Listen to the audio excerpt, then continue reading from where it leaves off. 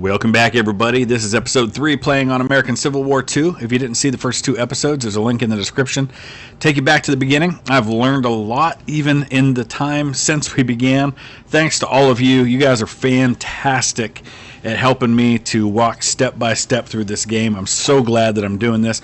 I already feel like I have a much better handle. It doesn't feel quite as overwhelming as it did when I started. So thank you for that. Most important bit of information that I received after the second episode, boy, I wish I'd have known this sooner, but I'm so glad I know it now. And that is that these generals that I've got all kind of stuck in Washington, D.C., can be redeployed. Rather than having to move them by rail and kind of wait a month for them to get out west, you can go in and click on, you can see I've already done this with these guys. You can click on one of these generals. You can click on this button here that's in the tent menu here, and you can click redeploy. And so at the next turn, they will redeploy where I sent them. So I've been redeploying generals. They're going to be appearing all over the place out this direction.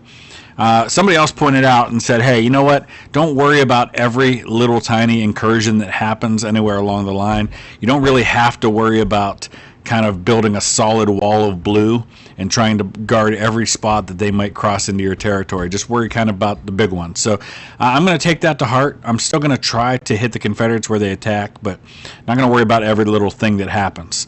I am going to try to get this territory back here in Illinois, but I am going to wait probably until spring 1862 to really try to make big moves into Confederate territory. In the east, I'm probably just going to sit tight outside of Washington and maybe try to push south a little bit down in here. I'll probably try to hit Clarksburg, but as far as big armies and big movements, probably going to wait until I can have corps and divisions to do that, but we'll see what happens. Out here in the west, you can see we've got some new generals. We've got General John McClernand, who was a close associate of General Grant early in the war.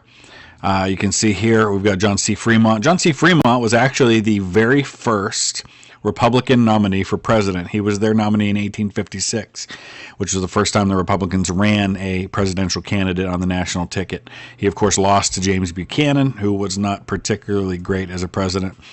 But we also have, I think Henry Halleck is over here somewhere. Yep. Henry Halleck was initially in charge out in the west, and he eventually was brought east and became the general-in-chief. And until General Grant was given the command as a lieutenant general in 1864, Halleck was basically the head of the army after Winfield Scott resigned. So we've got Halleck there. Halleck, I believe, was married to a granddaughter of Alexander Hamilton. Granddaughter, great-granddaughter, something like that. I think it was Halleck, was married to a granddaughter of Alexander Hamilton. Yeah, I had to look it up. So he was married to Elizabeth Hamilton, who was the daughter, the granddaughter of Alexander Hamilton, and her brother, Schuyler Hamilton, was a Union general as well.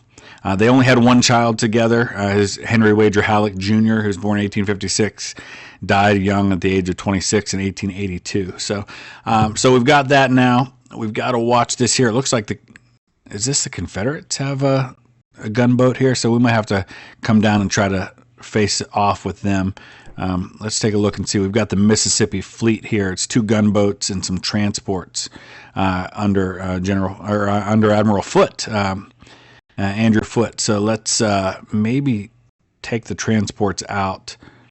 I might go ahead and take the transports out and just take these gunboats down and see if maybe we can take on these Confederates here. And we're going to put them on a offensive posture. I have no idea what all's in that Confederate squadron there, but I'm guessing we can probably deal with them okay. Further down the river here in Cairo, and it is, somebody asked me about this the other day, it is pronounced Cairo. It's not pronounced Cairo like the city in Egypt. That was something that the first time I played a game where I mentioned that, somebody quickly pointed out to me. It's kind of like the first kind of decent-sized land battle of the Civil War was in Philippi, West Virginia, and I was pronouncing it Philippi, and somebody pointed that out. If you live in Ohio and Pennsylvania, you know that Ohio has Lancaster, Ohio, which is down in this area. Pennsylvania has Lancaster, Pennsylvania, which is over here. And if you pronounce it other than Lancaster, you will be corrected by people in Amish country. So just fun little things that you learn along the way. There's Birmingham, Alabama, and Birmingham, England, stuff like that. So I'm going to go ahead and bring some troops down here to Metropolis here in Kinsale, Illinois. I think we'll take, we're going to leave Nathaniel Lyon here for now. We've just got one brigade here, so I think I'll take this brigade down to deal with Metropolis. It's going to take the better part of that turn to do that. We've got Morrell's force here, and it looks like he's got 3 brigades. Not a lot of power in those units, so I'm not real crazy about this, but these other units aren't ready to move yet. So we're going to go ahead and move Morrell's force up here, see if we can deal with these guys. We'll put them on an offensive posture as well. Here in Kentucky, we can now move down here a little ways into Lexington, the capital. McClellan is still frozen, so I can't move him, and I want to keep these units here. I'm looking at the combat strength of these units, and they're pretty strong units.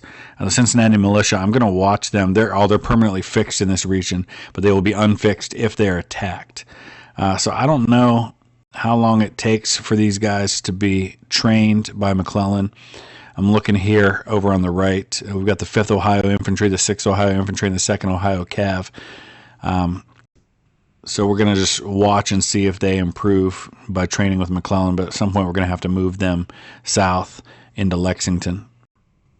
Over here in Ashland, we've got the Lawrence Force. That's the 1st Michigan Brigade. I'd like to get, we've got a bunch of forces, actually. They're all kind of, we're going to merge some of these together. We need to get a general on them. I'm going to go ahead and move the Union Light Guard down in just so we can scout a little bit and see what's going on. Oh, we can't. Yeah, it's neutral and blocked. We can only enter these areas here. So I'm going to move down here into West Virginia and see if I can see what's going on. I think I am going to go ahead and make a move on Clarksburg. We don't have a lot of power here. These are pretty weak units, but I think if we combine this force here under Hamilton and the one here under Shields, and we do I believe there's a way to synchronize our movement. 2 or more corps of the same army. Okay, so let's see if we can do this the way we want to. I hope we can work this out properly. I don't know if that's how I do this or not, but we're going to find out. So it says number of days to enter this region, 8. I guess we're going to find out if I did that right or not. Hopefully we did. Somebody also pointed out, you can see this right here. It says the rail network of this region has been destroyed, and I think that's the case over in Baltimore as well. Somebody pointed out that I need to repair that. So we need to go ahead and do that so that the folks coming by rail down through here aren't going to have an issue. So let's take a look. I think that might be under decisions. So let's see. Telegraph line, roads, open trail clearing. Let's move around and look around here a little bit. Okay, so it's actually in the controls for a unit. So we're going to have the 2nd Maryland Brigade rebuild rail here. So I think that's all we need to do to make that happen. This order can be used if you are in a region with a destroyed rail network and you have at least 1 line combat unit, not a support. This order uses up some war supplies. An engineer can be used to speed up the work. We do have an engineer, I think, down here. Maybe not. I'm looking down through all the available units we have, and we've got some sharpshooters available. You can see they're wearing green. Hiram Berdan was a pretty colorful character in the Union Army who had what was called Berdan's sharpshooters. If you've ever seen the TV series North and South, the character played by Parker Stevenson, I think it was his name was Billy Hazard. Billy Hazard's actually an officer in Berdan's sharpshooters, and Berdan is played by, for the life of me, I can't remember the name of the actor, but he's the guy from That 70s Show, the dad, and he's just perfect for the role of Hiram Berdan. He played him really well. So we're going to go ahead and get some sharpshooters, and we're going to raise them here in, let's put them up here in Meadville, PA. We'll raise them there. That's not too far from where I live. Actually, I got married in the county just south of Meadville. Meadville, I think that's where Allegheny College is, and that's where future President William McKinley went to school. My wife went to Niles McKinley High School. Niles, Ohio is where William McKinley was born. It's just a few miles from us.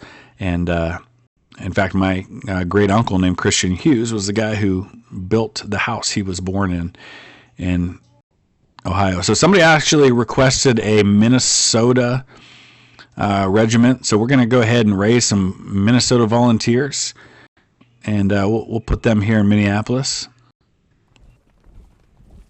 There's a lot more units available to me now. Some of them don't cost a lot. You can see they're volunteers. They're not real high-end units, but these are the kind of units that hopefully we can get General McClellan to train up to be better. I'm going to put some in Portsmouth here to raise them. I had family that lived in Portsmouth for a while. We could get some Colorado volunteers. Let's raise some out here in Colorado. So there's a cool little feature here. As you're doing your recruiting, you can select a particular theater. So if you're thinking, I really need some more units in this particular area, like the Rockies, you can look at what units are available to be recruited in the Rockies. I can say, okay, which ones do I need in the Old Northwest? So now we've got Ohio, Michigan, Indiana. That'd be kind of like the what was called the Northwest Territory, which was Ohio, Indiana, Illinois, Wisconsin, Michigan. So we can still do a little more recruiting. We're just about out of conscript companies, but as somebody pointed out as well, I had a decision on the last turn that I didn't choose to take, and that is that you can pay a premium for volunteers, and you can choose what that premium will be, and that's going to get you additional volunteers. So if I choose don't pay, obviously that's going to affect things in a certain way. Let's go ahead. I think we're going to go with pay $1 enlistment to volunteers for now. We'll see how that does. Looking now at the strategic map, and you can kind of get a little bit of an overview of where the particular forces are and who you need to deal with. Somebody pointed out to me, somebody made the comment that, honestly, you can't really do the Anaconda plan on this game. It doesn't work like it did historically.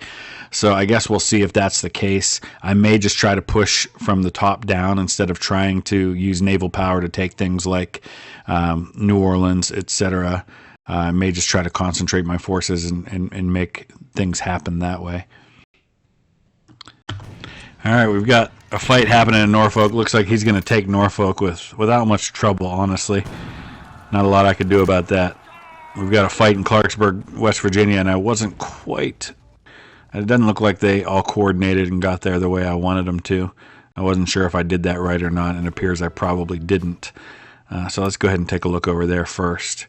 I want to see what's happening. Oh, I'm in the wrong place. Oh, no, I did. I did move him out of Clarksburg. It looks like he dropped out, so looks like we took care of business there. We've got to get in here and deal with Union County, Pennsylvania. We've built up our strength a little bit here in Alexandria and Fairfax, Virginia, so that's good. I'm still a little worried about this detachment here. There's just a lot of troops up here right now. We're going to have to build that force up a little bit. I think we're working on the rail here in Maryland and in Baltimore now, so that's good. Let's go ahead and take a look and see what kind of notifications we got. We got several of them. So we offered a small enlistment premium to attract new volunteers. Orders have been dispatched throughout the nation and papers posted in most public places. You can see here we've got a decent number of conscript companies. I got to keep an eye on tons of war supplies and, of course, money and victory points right there. You can see changes per turn and the victory points that are accrued so far. We've lost 7 from structure loss and capture. We've gained 42 from objectives under control. So that's good. So here's our fighting that took place. Union victory at the Battle of Clarksburg. So we did have a decent number of men. We have 1,951 men against 1,917. He had primarily mounted troops.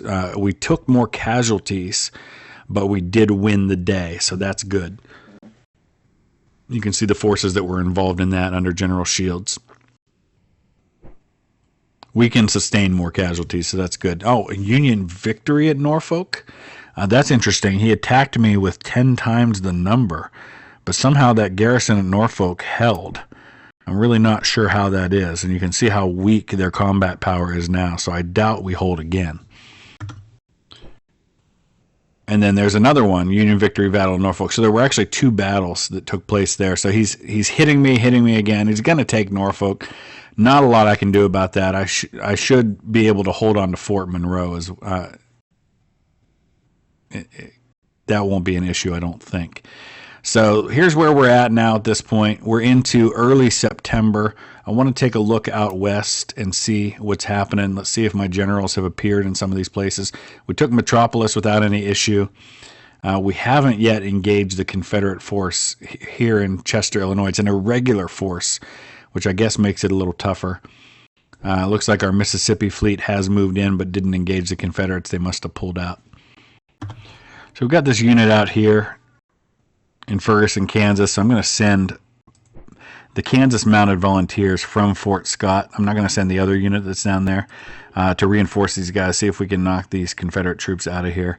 I've got the 2nd U.S. Cav up in Leavenworth. I can go ahead and bring them down.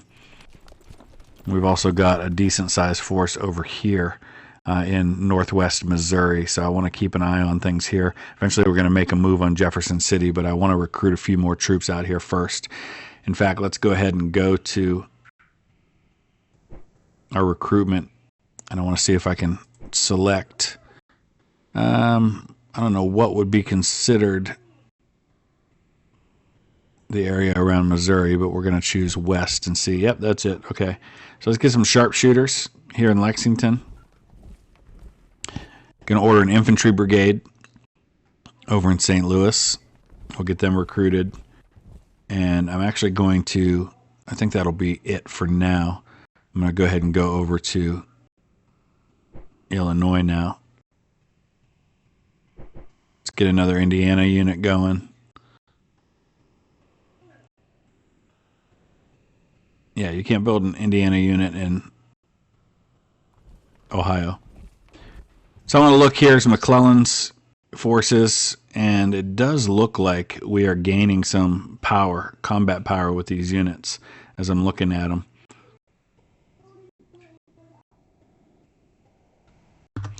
Looks like we've also added General Fitzjohn Porter to the mix, and McClellan is still locked. I don't know how long that happens for. Is he locked? Yeah, he's locked. It doesn't really say when he'll be unlocked. Poor spy network. Boy, that's the underestimation of the, that's the understatement of the century with McClellan. Yes, he was not good with knowing the numbers for the enemy. We got to deal with this guy. I do not like Confederate troops riding into Ohio. So incidentally, the furthest north that a main body of Confederate troops went was during John Morgan's raid, and they actually made their way right up into this area here. About a half hour south of where I live is actually a number of monuments that kind of trace Morgan's raid. There was a battle in Salineville, Ohio, small town, and then just outside of Salineville is where they ended up surrendering. I've been told there are some Confederate graves up in this area that I'm going to try to find sometime. Maybe I'll make a video on that when I have an opportunity to do that. I think we'll go ahead and bring the troops down from Wheeling now, and we'll bring them into Clarksburg. Let me look at the supply situation here. I think we're good on supply in this whole area. We are, so that'll be good. In fact, Wheeling's a supply depot, so I want to be careful. Actually, Clarksburg appears to be as well, so let's go ahead and bring these guys down and merge them into Shields' force. Shields probably can't handle that many, so we might have to kind of mix that up a little bit. PA Reserve Brigade I think I'll keep here. And then I think I'm actually going to bring General Hamilton's small force up here to take back this territory, Union PA. And we're also going to go ahead and order them to fix the rail once we get there. It doesn't look like I can do that yet. You can build supply depots as needed. I'm not anywhere that I need to worry about that yet. I definitely want to reinforce this force, and we do have more units coming that direction. I'm going to redeploy Ambrose Burnside out here to this spot here, and we're going to actually use him to lead a force down into Lexington, Kentucky, so we can start holding Kentucky there. We can't move any further than that. I've changed the overlay so you can see who controls various territory, because just because a unit like Howard's Rangers is in a territory doesn't mean they've necessarily taken that territory. So we've actually got a number of units down here, or up here in Columbus, and I think I'm going to go ahead and send one of those units, even though they don't have a leader, down here in Gallia. See if we can take care of them. Just put them on an offensive posture. Actually, we'll merge 2 units. Even without a commander, they suffer a penalty, but I don't think it's too much to overcome because of the amount of power they're going to have compared to this Confederate force, this 15th Virginia Cavalry. So we're slowly kind of pushing him out of the little excursions he made. Now we've got to continue to build up the big forces. I've got a decent, we've got the Irish Brigade under General Thomas Maher available, so that's exciting. Let's go ahead and get them down into Washington. I'm going to move them by rail. I think rail should be available now. Let's take a look and see. Excellent. So they'll be there in 9 days. There's a number of other units here as well. There's a Union Brigade. There's a bunch of fleets and squadrons that we're going to take out too. And I think we'll probably just put some of them in my... that's England and France. We need the blockade squadron. We're going to drag some more. Looks like we've got a pretty decent amount, but I think we can do better. So let's drag this Atlantic squadron. We'll drag them over here into the shipping lanes. We've got to switch their posture to offensive.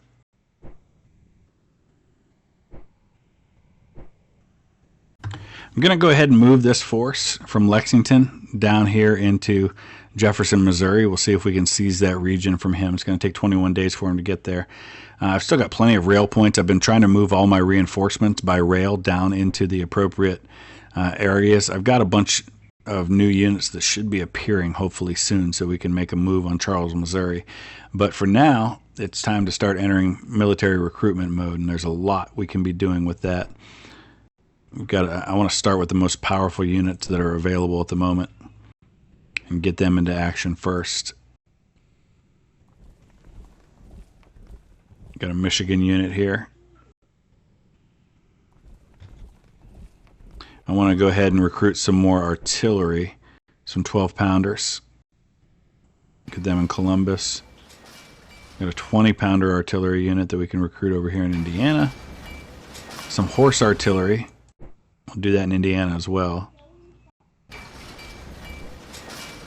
I'm down to just $35. So right now, money is more of an issue than the amount of conscript companies are. So we might have to look at decisions for more money. We got a lot of units that are queued up right now. Let's look at the Treasury. We can raise taxes. It's going to hurt morale, but it'll raise an extra $800,000, and I think that's probably worth it at the moment to do that. We could also issue bonds, but that'll cost victory points. I don't think I want to do that right now. All right, several battles happening. Another one in Norfolk. That's the one we expected. I wasn't expecting him to be attacking me over here, though, and it looks like he may have had some success in that. So we're going to have to see the results of some of these things. Let's take a look. Frederick, Maryland. So it looks like he hit a force coming through Frederick where I didn't really expect. It was just the 1st Maryland Cavalry hit by the 4th and 5th Georgia Cavalry, and that did not go well.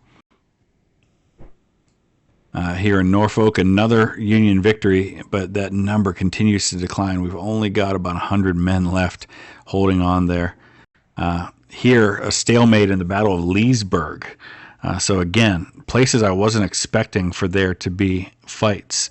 There was a fight in that area, Ball's Bluff, I think it was, around this time, actually a little earlier. So Battle of Fort Belmont out here in the west. So it looks like we've driven him this way. So we're going to try to squeeze and try to hit that unit again if we can. We've got Union regiments all over the place. And look who has arrived on the scene. There he is, Ulysses S. Grant. Incredible story. If you followed the channel for a while, you know I've talked about this before. I just listened to an outstanding biography of General Grant by Ron Chernow, who's the same guy who wrote the Hamilton biography that led to the musical. And Chernow just has a great way of presenting his material. And I really fell in love with the idea of Grant the man. I'll be honest, I never had a real high opinion of him as a general.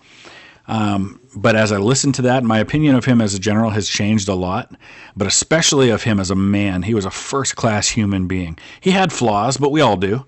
He certainly had flaws when it came to his alcoholism, when it came to his gullibility in terms of being duped into trusting people he shouldn't have.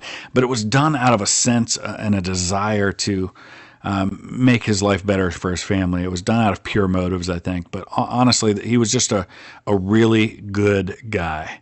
And I definitely count myself a fan of the man, Ulysses S. Grant.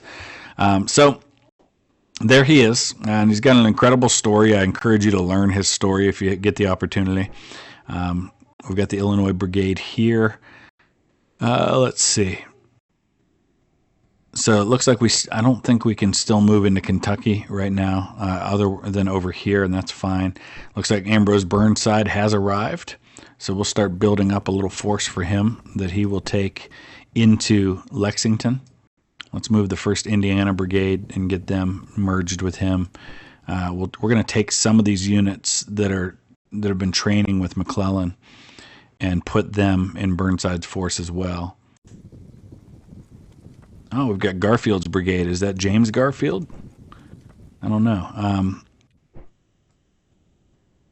31st Ohio, 32nd Ohio, 12th Ohio. Keep watching for the 20th Ohio to show up. I had an ancestor in that unit. So we've got Howe here with 2 decent brigades, the 16th, 17th, and 2nd Ohio with some 6-pounders, 14th and 15th Ohio. I think we're going to go ahead and move him across the river into West Virginia. We'll move into this territory here. We'll put him on an offensive footing. I think he can deal with the 15th Virginia Cavalry and drive them out. I think we're going to go ahead and start moving south here as well. But my main concern right now is I want to get this force here built up. And I want to bring these guys down too. Let's go ahead and put him on offensive footing. I want to drive these guys back out. And I've got to continue to build this up so they don't get hit.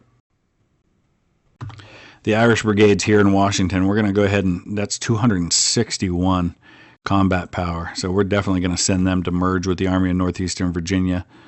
Let's see if we've got anybody else we want to move. I don't think so. Some new generals, Rasmus Keyes, Charles Griffin's there. We've got a bunch of brigades here in Connecticut. Let's go ahead and start bringing them down. Some real power there. A lot of it. Not so much the 1st Connecticut Cavalry, though. We do want to move them. All the cavalry I can get, I absolutely want to try and make use of. I think we'll move them down into here for now. It's going to take them a while to get there. We'll move these guys by rail. Montgomery's brigade. We're going to put them in the Army in Virginia. Caruth's brigade, I think we'll send them over here. Eustace's brigade, same thing. We're going to move them over here to this force. I think we should probably send some more generals to Harper's Ferry. Oh, we've got 4 there. We're already at the maximum. 35% is the maximum penalty you can take, and that's kind of going to be the way it is with a lot of these units for the time being. So there's a cool little screen here. If you click on any one of these units in any of these armies or brigades or anything, and you can see the details about that unit, their combat power, kind of some statistics about them. These are basically hit points. So you can see they've taken a few casualties. They're down by about 30 on strength. Cohesion's good. Don't have a lot of experience, but that'll take some time. Firepower, initiative, all these bits of information that make up who this unit is. It's really cool. I love the level of detail, and I love kind of almost having personality to these units because these are real units. And as the war goes on, we're going to get a sense of kind of who the ones are that have borne the brunt of the war as we kind of look at all of these various things that are happening. So I've probably recruited more units this turn than I have at any other point so far. You can see just how many I've got queued up at the moment. A lot of units on the way. We're definitely building up the force. You can see here the combat power of Great Britain's dramatically decreased, and I'm not sure why that is. I'm just keeping an eye on morale. That's going to be a key to all of this. Confederacy foreign help is super low, so we're good there. We've now lost 5,268 men compared to 3,200 for the Confederacy. All right, we're going to take one more turn, I think, and then we'll wrap up this episode.